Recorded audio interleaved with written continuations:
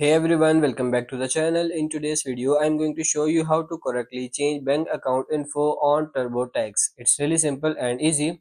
So first of all, when you have created your TurboTax account, sign into your TurboTax online, filling all your personal information, and once you are done with that, you are going to click on take me to my return.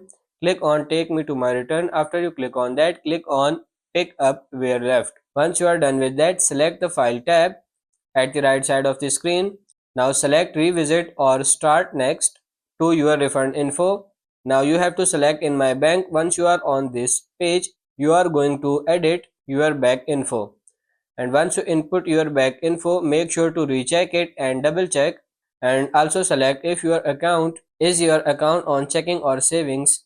Once you are done with all these things, click on save your info by clicking on continue. So that's pretty much it for this video. That's how to correctly change bank account info on TurboTax. I hope this video was helpful. If it is, like it and subscribe to the channel. Thank you.